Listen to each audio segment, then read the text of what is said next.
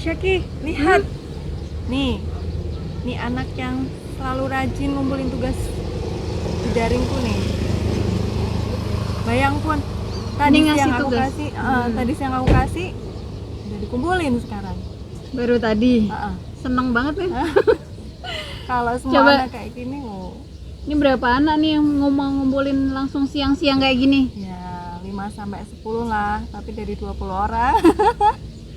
Setidaknya bisa jadi adem-adem Heeh. gurunya. Iya, betul sekali. Untuk koreksi.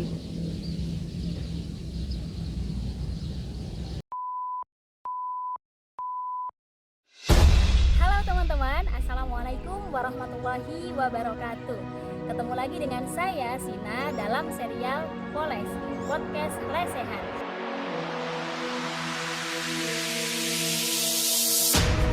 Nah, siang hari ini kita akan ngobrol tentang pembelajaran daring di ABSP, Asalam Boarding School Pekalongan. Nah, seperti apa asiknya? Yuk kita simak.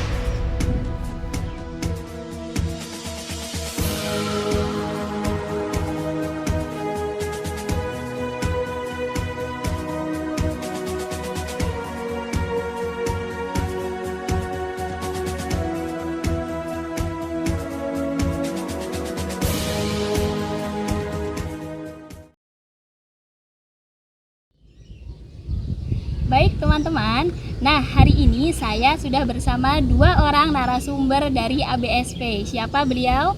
Beliau adalah Ustadzah kece-nya ABSP. Nah yuk kita kenalan dulu. Yang pertama yang pertama ada Ustadzah Syakiroh. Beliau biasa disapa Ustadzah Syaki.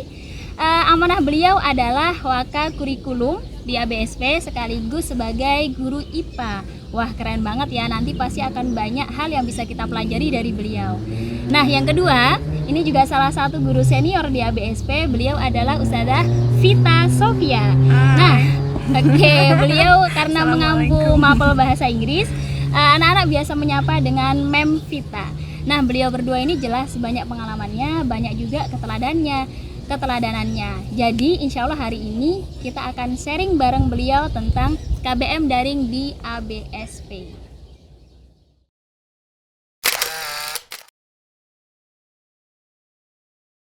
Halo Ustadzah, gimana nih kabarnya? Kayaknya lagi pada sepaneng banget ngeliatin HP fokus dari tadi. Apa sebenarnya lagi chatting atau lagi ngoreksi tugas atau lagi komunikasi sama siswa? Semuanya kali ya? Semuanya. Plus lagi ngadem. Oh lagi ngadem. Kenapa ngadem? Capek abis daring? Pusing atau gimana? Boleh dong sharing pengalamannya selama daring ya. Kita sudah daring 8 bulan. Lama juga ya? Wow lama banget, sudah hampir 1 tahun Nggak ya. kerasa. Nah sudah hampir 1 tahun siswa belajar di rumah. Itu tentu saja pasti banyak tantangannya, banyak kendalanya pasti ya. Nah boleh dong Ustadzah Syakiroh bisa sharing sedikit gimana selama ini pembelajaran daring di ABSP. Apakah sudah efektif, sudah ideal, atau banyak kendala? Silahkan. Bicara tentang pandemi, bicara tentang pembelajaran efektif, memang sebenarnya pandemi ini memberikan banyak hikmah bagi kita ya. Kalau kita mau melihat dari sisi lain dibandingkan kalau mungkin keseharian ya ini tadi ya banyak pusing, berkeluh kesah dan sebagainya gitu. Cuman memang ketika kita mampu melihat lebih jauh gitu, pandemi ini memang mengajarkan banyak hal kepada kita, terutama Banyak kita sebagai guru gitu pembelajarannya ya. luar Banyak biasa. pembelajaran yang kemudian 8 bulan ini memang luar biasa gitu. Bagaimana menghidupkan sekolah di rumahnya masing-masing gitu. Di rumah masing-masing, dan kita sebagai guru pun gitu terus berpacu untuk kemudian memberikan pembelajaran yang efektif bagi anak-anak gitu. Nah, kita di sini juga bagaimana juga menyusun program-program di sekolahan agar bisa diterapkan di rumah masing-masing. Oke. Sehingga mereka walaupun di rumah gitu tidak kemudian hilang semua aktivitasnya yang biasanya di sekolah, tapi mereka bisa juga gitu menerapkan apa saja yang selama ini dilakukan Sudah di sekolah, diajarkan di sekolah ya. itu di rumahnya masing-masing Oke. juga gitu. Hanya Sarah. pindah tempat saja. Oke, pindah tempat. Pindah lokasinya Oke. saja nih. Semua aktivitas yang dulu dilakukan di sekolah kemudian dirumahkan gitu kan. Nggak cuma belajar, nggak cuma dulu nggarap tugas pas libur semester aja, tapi sekarang Bahkan mereka menerima materi, menerima tugas, semuanya dilakukan di rumah.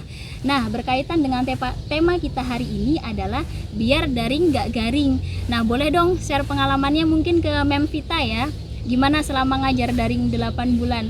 Apakah anak-anak merasa bosan? Kelihatan nggak Mem? Biasanya kan kalau daring kelihatan ya, siswa pada males atau malahan pas lagi jimit pada nggak mau nyalakan kamera. Wah itu, apakah itu sudah menjadi ciri-ciri bahwa wah ini anak-anak pasti bosen nih gitu kan? Gimana Mem? Sebenarnya kalau tidak nyalain kamera tidak jadi indikasi yang seperti itu sebenarnya Oh, ya. iya. Mungkin Nggak semuanya seperti itu ya. kehadiran mereka justru yang kita inginkan gitu ya. Dan ketika kemudian mereka hadir di jimit, kemudian melaksanakan tugas dan mengumpulkan sesuai dengan waktu yang sudah kita sepakati, sebenarnya itu sudah bikin kita para guru senang sih.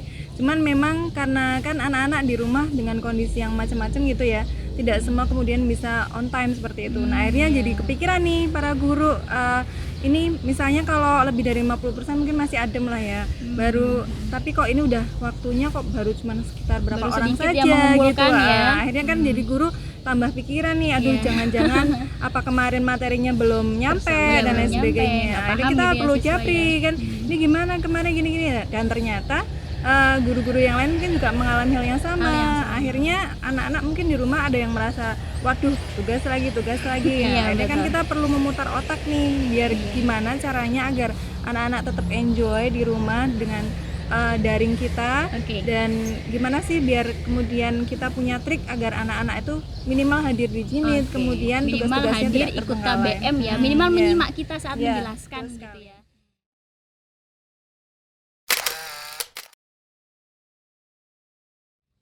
Kita sebagai seorang guru, kita pasti butuh memberikan tugas kepada siswa. Sebagai apa? Sebagai tolak ukur apakah siswa itu paham atau belum dengan materi yang sudah kita berikan.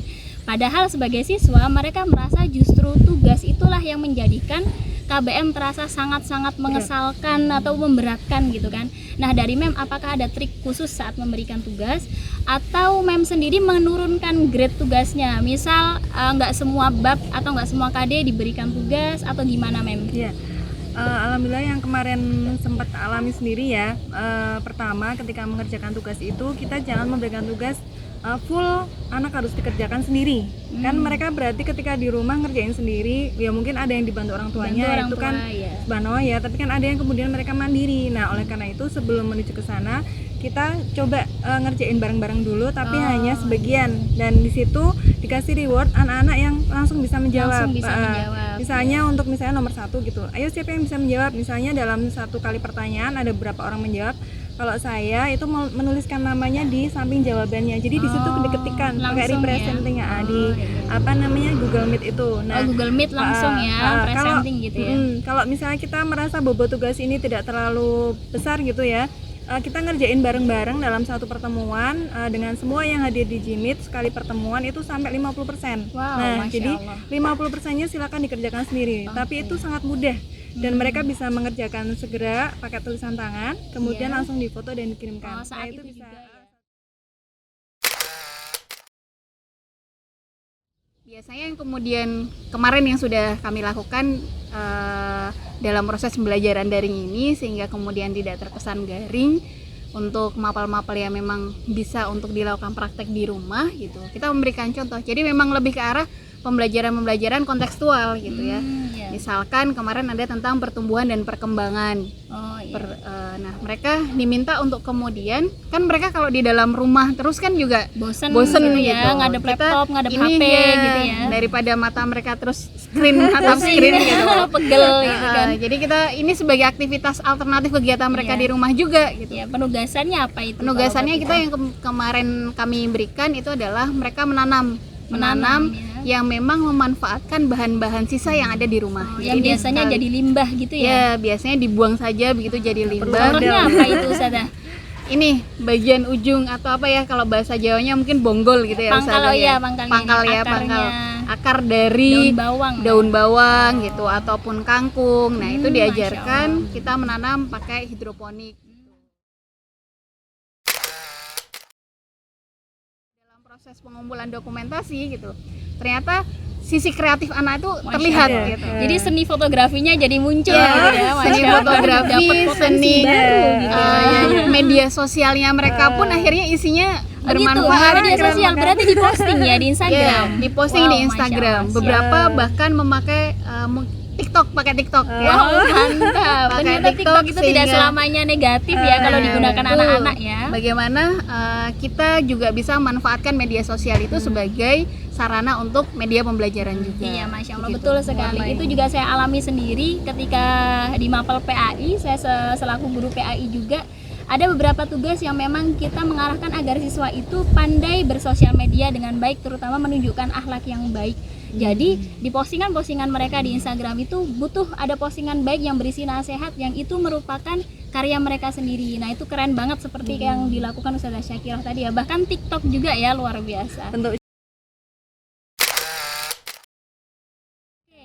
Terus bicara tentang media pembelajaran, sebetulnya antara WhatsApp, Google Classroom, Gmeet gitu yang ideal atau efektif menurut Ustazah Syakirah apa?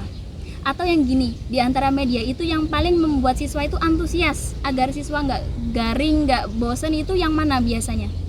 Ya, dalam penggunaan media juga sebenarnya kita yang di sekolah pun trial ya, mencoba-coba gitu. ya. Di awal yang memang yang paling awal paling bisa digunakan dan dekat sama anak-anak itu kan WhatsApp gitu. Betul. Dan WhatsApp pun sampai sekarang akhirnya tetap kami gunakan. Cuman karena evaluasi di depan ketika baru pertama kali pandemi, setelah itu kemudian begitu banyak chat, akhirnya materi menumpuk Nah, dan tertumpuk chat yang tertumpuk, lain gitu tidak. ya. Akhirnya anak-anak yang kemudian mungkin baru masuk di akhir-akhir tenggelam chatnya dan Ya, sebagainya. kasihan, ya, betul. Maka kemudian kita juga menggunakan platform lain seperti Google Classroom gitu. Google Classroom ini dipakai juga tujuannya untuk sebagai dokumentasi dari semua materi. mapel, semua materi gitu ya. Semua materi itu jadi terdokumentasikan Urut secara gitu juga rapi, ya. urut ya. Jadi walaupun baru masuk terakhir-akhir misalkan Tetap karena bisa HP update digunakan gitu. orang tua gitu. Iya, Mereka masih bisa kemudian untuk mengaksesnya. Betul. Nah, selain itu kita juga menggunakan Google Meet ya, Memvita ya, Google Meet. Guru memang membuat PPT ini menjadi sebuah video. Jadi mereka membuat video-video pembelajaran gitu, baik menggunakan PowerPoint ataupun media pembelajaran lain, aplikasi-aplikasi lain kayak Bandicam, Vimora gitu. Dan yang terakhir-akhir baru kemarin kita belajar bareng itu adalah pembuatan komik gitu. Karena anak-anak mungkin kan kalau baca komik lebih menarik, seneng gitu ya, ada sehingga lebih colorful, gitu. nyata gitu. Sehingga proses mereka melihat materi itu menyenangkan bagaikan membaca betul. komik. Jadi memang betul-betul terus nggak ya garing gitu ya. biar nggak garing, biar kita ngasih materi itu ya nggak monoton kemudian isinya tulisan saja, Iya, betul. yang kemudian mereka membaca itu sudah Pusing semenit sendiri. sudah bosan Udah tidak bosan. dibaca gitu. Udah nggak fokus ya. Dan guru-guru pun mengupload video-video ini di YouTube. Jadi akhirnya banyak nih artis-artis YouTube dadakan yang diproduksi oleh Oke, ABSP. YouTuber dadakan yang followers subscribernya sudah banyak, like-nya sudah banyak banget, luar biasa. Memang pandemi menuntut kita untuk lebih profesional dan belajar lebih betul-betul ya. Oke, terakhir ini buat Memvita. Kan banyak juga ya siswa yang kadang mengeluh atau sengaja nggak read chatnya gurunya gitu kan. Kadang kalau saya baca-baca berita, kenapa? Oh ternyata gurunya kalau ngechat itu selalu isinya tagihan tugas. Jadi guru itu selalu ngejar-ngejar, sudah belum mas, sudah belum mbak gitu kan. Nah gitu kan benar-benar membuat siswa jadi terasa terbebani gitu ya. Nah kalau Memvita sendiri ada nggak sih tipsnya Memvita membangun hubungan personal dengan siswa, jadi nggak melulu ngomongin tugas aja gitu. Mulai dari KBM mungkin ya, ketika kita membuka kelas kan pakai WA dulu tuh. Nah kalau saya sendiri memanfaatkan emot yang ada di WA grup itu, jadi WA banyakin chat, emot-emot itu gitu ya. biar intinya mewakili bahwa kita lagi ceria hari Happy itu gitu kayak ya. gitu. Jadi biar mereka Tambah juga stiker-stiker lucu gitu Ya, ya. sama stiker-stiker ya zaman sekarang. Iya, dan saya kemarin sempat lihat yang Ustazah Syakirah maupun Miss Arat nih itu pakai ini loh. Ketika intro anak-anak diminta untuk menyampaikan motivasi singkat gitu. Lucu-lucu juga oke. sih, Wah, maksudnya keren banget. wow, lumayan nih in English maupun yang bahasa Indonesia. Iya, Jadi anak-anak pun jadi membaca pesan-pesan yang membangun dari teman-temannya kayak gitu juga punya pengaruh ke mereka. Pengaruh positif ya. Kemudian setelah itu ketika memang saatnya mengumpulkan tugas dan sebagainya, kita bisa menyemangati mereka dengan misalnya memperlihatkan kok teman-temannya sudah pada ngumpulin ini, terus kendalanya apa nih kayak gitu, disampaikan dan nanti bisa didiskusikan di pas jimit kayak gitu. Kalau misalnya mereka oh yang ini susah ustazah gini, ayo kita kerjain bareng sekarang kayak gitu.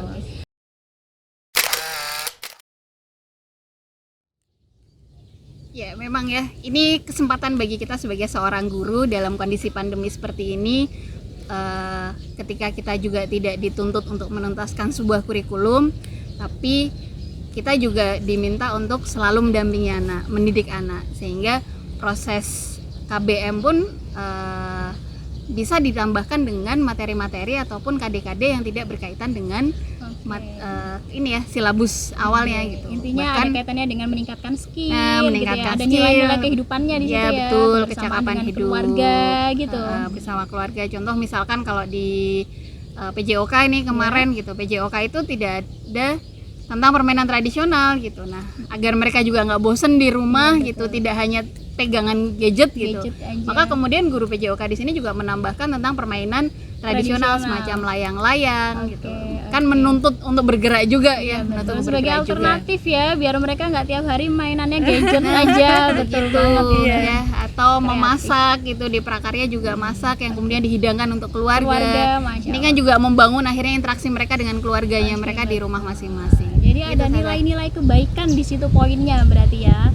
Anak-anak belajar tentang permainan tradisional, anak-anak belajar untuk menyajikan makanan bagi keluarga. Bahkan ada yang kemarin tuh kalau nggak salah ada yang masaknya itu bareng sama orang tua gitu loh. Jadi membangun kedekatan personal antara anak dan orang tua di rumah. Jadi luar biasa. Nah teman-teman, memang betul banget selama pandemi ini kita sebagai guru juga kita memang merdeka mengajar juga sekarang ya. Nggak cuma siswa aja, tapi kita juga betul-betul dituntut untuk berpikir lebih, berpikir jauh ke depan. Gimana caranya pembelajarannya tersampaikan, materinya tersampaikan, tapi siswanya nggak bosen dan bisa menyenangkan. Dan lebih hebatnya lagi tadi yang disampaikan Mem Vita juga ada nilai-nilai keislamannya yang merupakan kekhasan SIT ya, sebagai sekolah SIT.